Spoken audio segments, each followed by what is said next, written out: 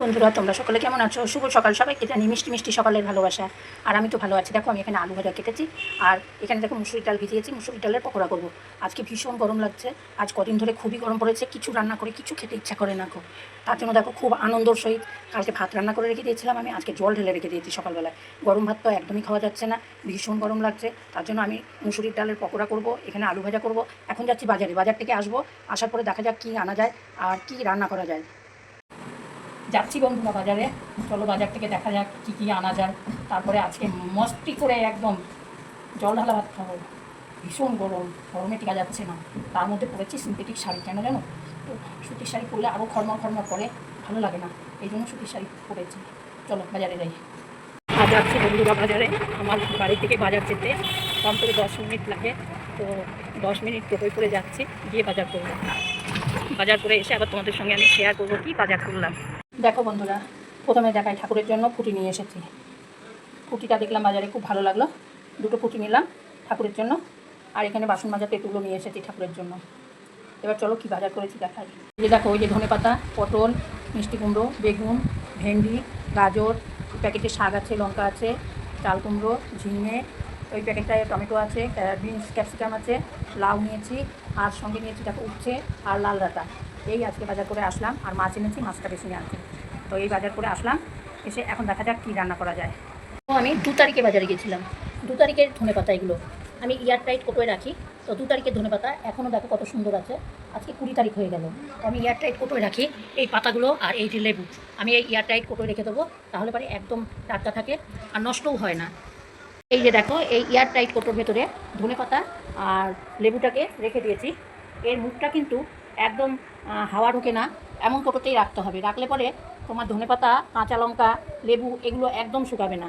আর এই যে কোটো, এই কোটোটা ঠিক এইভাবে ঢাকা দিয়ে রেখে দেবো, মুখটা লাগিয়ে রেখে দেবো, তাহলে আর নষ্ট হবে না। মুসুরির ডালের পকোড়া তৈরি করার জন্য দেখো, প্রথমে মুসুরির ডালটা আমি 1 ঘন্টা আগে ভিজিয়েছি। এটা এবার সঙ্গে সঙ্গে ভিজিয়েও করা যায়, কোনো অসুবিধা হয় না, মিক্সচারে পেস্ট করলে এটা হয়ে যায়। এখন আমি এটা একটা মিক্সচারের বাটিতে নিয়ে নিচ্ছি। এতে কিন্তু বেশি জল দেওয়া যাবে না, আমি একদম জল ছেঁকে রেখে দিয়েছি, একটুও জল দিইনি। বাটিতে নিয়ে নিলাম। এখন সঙ্গে দিয়ে দেবো 2 কুচি আদা। এই আদাটা দিলে খেতে খুব টেস্ট হয়। সঙ্গে দিয়ে দেবো ঝাল, তোমরা যেরকম খাবে সেরকম দেবে। আমি একটা লঙ্কা দিলাম, লঙ্কাগুলো ভীষণ ঝাল। সঙ্গে দিলাম পরিমাণ মতন লবণ। এবার এটা পেস্ট করে নেব। ওটা আমি পেস্ট করে নিয়েছি। এখন এখানে একটা বাটি নিয়ে নিয়েছি, বাটির ভেতরে ডালটা ঢেলে দেবো। একদম পুরো আঠা আঠা হয়েছে। সঙ্গে আরেকটু কিছু জিনিস মেশাতে হবে, না হলে পকোড়াটা খেতে সুন্দর লাগবে না, মানে মুচমুচে হবে না খুব একটা। তার জন্য দেখো আমি কী কী মেশাচ্ছি, তোমরা দেখতে থাকো। বাটি ধুয়ে একটু জল দিয়ে দিলাম।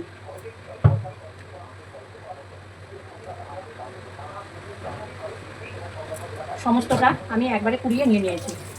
এখন এর ভেতরে দিয়ে দেবো সামান্য জিরে ধনের গুঁড়ো। পান্তা ভাত খেতে তাহলে হেভি টেস্ট লাগবে। জিরে ধনের গুঁড়ো দিয়ে দিলাম। দিয়ে দেবো সামান্য একটু হলুদ। এখন দিয়ে দেবো ধনেপাতা কুচি, ধনেপাতা কুচিটা দিয়ে দিলাম। এরপরে দিয়ে দেবো 2 চামচ কর্নফ্লাওয়ার।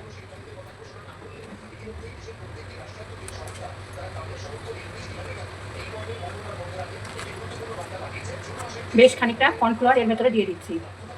এটা খুব সুন্দর মুচমুচে হবে, খেতে খুব সুন্দর টেস্ট হবে। এখন এগুলো সমস্ত সরঞ্জামগুলো ভালো করে মাখিয়ে নেব, হাত দিয়ে ভালো করে মাখিয়ে নেব। হাত দিয়ে মাখালে সব থেকে ভালো হয়, ধনেপাতাগুলো বেশ সব জায়গায় চলে যাবে। তাহলে বড়াটা তৈরি করলে, পকোড়াটা তৈরি করলে খুব সুন্দর লাগবে খেতে। তাহলে আমার মাখানো হয়ে গেছে, এখন কড়াই বসিয়ে দেবো গ্যাসে। আমি বাজারে গেছিলাম, আলু ভেজে কেটে রেখে গেছিলাম, তোমাদের দেখিয়েছিলাম। আমার বরকে বলে গেছিলাম আলুটা ভেজে রেখো। দেখো আলুটা ভেজেছে, একদম পুরো পেঁয়াজ পুড়িয়ে কি অবস্থা করেছে। আর কড়াইটা পুরো পুড়ে গেছে। এখন কড়াই না ধুলে আর পকোড়াটা ভাজা যাবে না। তাহলে আমি কড়াইটা ধুয়ে আসছি। কড়াইটা ধুয়ে গ্যাসে বসিয়ে দিয়েছি। আর কড়াইটা গরম হলে এখন এর ভেতরে তেল দিয়ে দেবো। তোমরা কেমনভাবে করো বন্ধুরা মুসুরির ডালের পকোড়া, একটু কমেন্ট করে জানাবে। আমি কিন্তু এইভাবেই তৈরি করি, আর খেতে কিন্তু খুবই টেস্ট হয়। আর যারা খায় তারাও বলে খুব সুন্দর হয়েছে। তোমরা কীভাবে তৈরি করো একটু কমেন্ট করে জানিও। আর একটা কথা বলি, কে কোথা থেকে ভিডিওটা দেখছো একটু কমেন্ট করে জানাবে। আর আমার চ্যানেলে যদি তোমরা নতুন হও তাহলে একটা সাবস্ক্রাইব করে দেবে বন্ধুরা। বেল আইকনটা অবশ্যই দাবিয়ে দিও। একটা লাইক তো বলতেই হয় না, আমার বন্ধুরা অতিরিক্ত ভালো, অবশ্যই লাইক করে দেবে। এখন দেখো কড়াই গরম হয়ে গেছে, আমি দিয়ে দিলাম সাদা তেল, মানে রেডসিড তেল। তেলের পরিমাণটা অবশ্যই একটু বেশি দিতে হবে, আমরা এটা সবাই জানি। এখন আমি গ্যাসের ফ্লেমটাকে কমিয়ে দেবো, নাহলে তেলটা অতিরিক্ত তেতে যাবে। কমিয়ে দিলাম। দিয়ে এইবার আমি পকোড়াগুলো ভেজে নেব। এইবার পকোড়াগুলো দিয়ে দেবো। নিভা গেলে পকোড়া ভাজলে পকোড়া কিন্তু খুব সুন্দর হয়।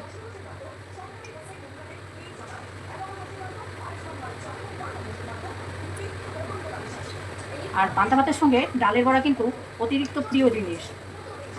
তার সঙ্গে দিয়েছি ধনেপাতা, কতটা স্বাদ হবে বুঝতে পারছো, টেস্টি হবে, এটা খুব টেস্টি হবে।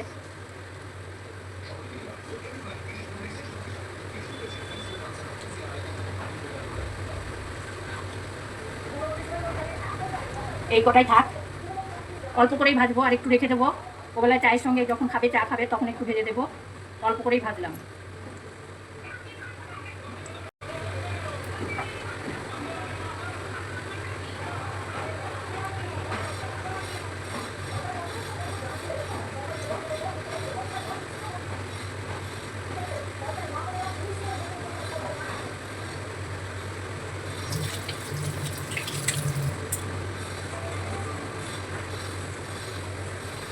পকোড়াগুলোকে আলতো করে উল্টিয়ে দেবো।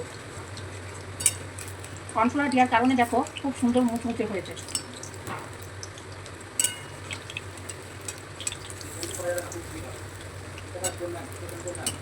এই যে সব উল্টিয়ে দিলাম।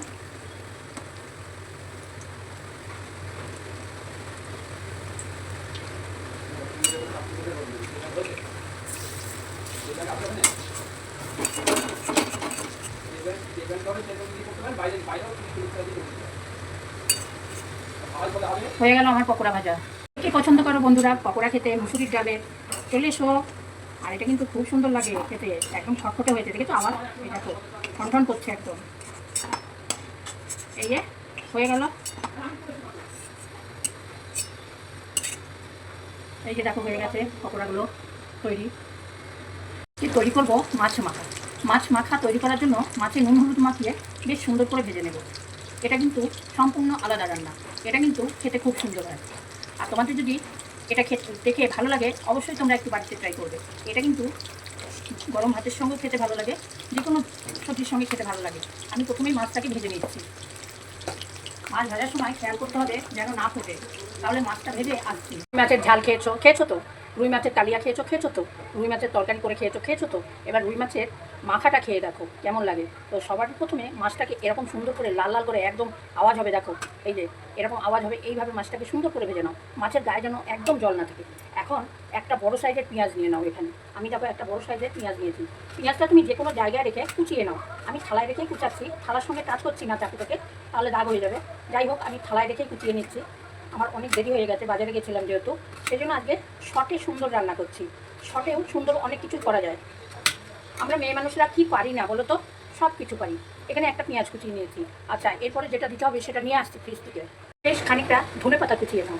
দেখো আমি ধনে পাতাটা কুচিয়ে নিচ্ছি। এইভাবে ধনে পাতা ধুয়ে ভালো করে কুচিয়ে নাও। আর আমি এটা ধুয়ে নিয়ে এসে সুন্দর করে কুচিয়ে নিলাম, দেখবে যেন বড় বড় সাইজ না হয়ে যায়। আচ্ছা এর সঙ্গে নিয়ে নাও এক চিড় লেবু, পাতি লেবু, কাগজি লেবু, গন্ধরাজ লেবু, যে কোনো লেবু। এক ফালি লেবু নিয়ে নাও। এক ফালি লেবু আমি কেটে রেডি করে নিলাম। এক ফালি লেবু নিয়ে নিয়েছি। মাছের কাঁটা বের করতে হবে। কীভাবে কাঁটা বের করবে? যে কোনো একটা জিনিস দিয়ে এইভাবে মাছটা, একটু মাছ তো গরম, তো এইভাবে ছাড়িয়ে দাও। এইভাবে ছাড়িয়ে দিলে মাছটা ঠান্ডা হয়ে যাবে তাড়াতাড়ি, নাহলে হাতে করতে গেলে গরম লাগবে। আমি এখানে একটা সুন্দর দেখে কাপটা ধুয়ে নিলাম। কাপটা ধুয়ে নিয়েই আমি এটা বাটি দিয়ে করলে কিন্তু হবে না, পেছন দিকটা যেন একটু ছুঁচলো থাকে, তবেই কিন্তু হবে, না হলে পরে মাছটা এইভাবে হবে না। সমস্ত মাছগুলো এইভাবে কাঁটা বেরিয়ে যাবে। দেখো এক্ষুনি কাঁটা বের করে দেবো। মাছগুলো সব আমি করে নিলাম, এটা ঠান্ডা হয়ে যাবে। এবার তুমি কাঁটাটা ছাড়িয়ে নাও। কাঁটা থাকলেই দেখা যাবে যে কাঁটা আছে, কাঁটাটাকে টেনে বার করে দিতে হবে। এই যে কাঁটা বেরিয়ে গেল, কাঁটাটা দিয়ে হবে না। এইভাবে আমি মাছগুলো ছাড়িয়ে নিয়ে আসছি। এখন দেখো এই যে কাঁটাগুলো সব বের করে ফেলে দিয়েছি। এখন আমি এর ভেতরে লঙ্কা কুচিয়ে দিয়েছি, দুটো লঙ্কা। ঝাল তোমরা তোমাদের পরিমাণ মতন দেবে, সব সময় বলি। আচ্ছা আমি এবার মাছের কাঁটা সব বের করে দিয়েছি, দুটো লঙ্কা কুচিয়ে দিয়েছি, এখানে ধনেপাতা নিয়ে নিয়েছি, এখানে পেঁয়াজ নিয়েছি, এখানে নিয়ে নিয়েছি এক টুকরো লেবু।